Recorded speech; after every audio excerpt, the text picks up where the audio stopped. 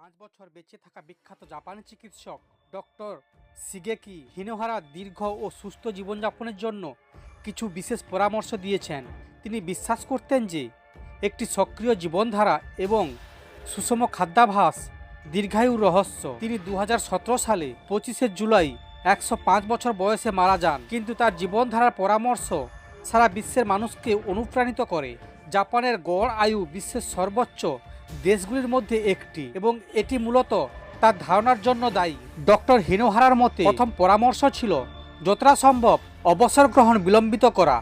তিনি বিশ্বাস করতেন যে কাজ একজন ব্যক্তিকে সক্রিয় এবং সুস্থ রাখে। হঠাৎ অবসর গ্রহণ শরীর এবং মানসিক স্বাস্থ্যের ওপর নেতিবাচক প্রভাব ফেলে, যা অনেক রোগের জন্ম দিতে পারে। দ্বিতীয়ত যে পরামর্শটি দিয়েছেন তা ছিল খাবার সম্পর্কে। তারা দিনে মাত্র একবার খাওয়ার পরামর্শ দিয়েছেন, যার মধ্যে প্রধানত মাছ, শাকসবজি এবং সামান্য মাংস থাকে। উপরোক্ত তিনি জলপাই তেলে খাবারের ওপর জোর দেন, যা সুস্থ হৃদয় এবং ত্বক বজায় রাখতে সাহায্য করে। তৃতীয় উপদেশ ছিল সুখী এবং আনন্দময় জীবনযাপন করা, যার মতে কঠোর নিয়ম এবং অতিরিক্ত চিন্তা শরীরকে দ্রুত ক্লান্ত করে তোলে। চতুর্থত জ্ঞান ভাগাভাগি করা। তিনি বিশ্বাস করতেন যে জীবনের উদ্দেশ্য হলো অন্যদের সাহায্য করা এবং সমাজে অবদান রাখা।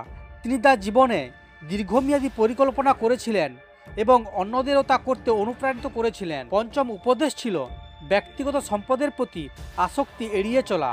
তিনি বিশ্বাস করতেন যে সরল জীবনযাপন মানসিক শান্তি আনে। অবশেষে ষষ্ঠ পরামর্শ ছিল শারীরিকভাবে সক্রিয় থাকা। তিনি লিফটের পরিবর্তে সিঁড়ি ব্যবহার এবং শারীরিক কার্যকলাপ অগ্রাধিকার দেওয়ার পরামর্শ দেন। তিনি অপ্রয়োজনীয় অস্ত্রোপচার এড়িয়ে চলা এবং প্রাকৃতিক জীবন ধারণা গ্রহণের ওপর জোর দেন। তার পরামর্শগুলি এখনও সুস্থ এবং দীর্ঘ জীবনের জন্য প্রাসঙ্গিক।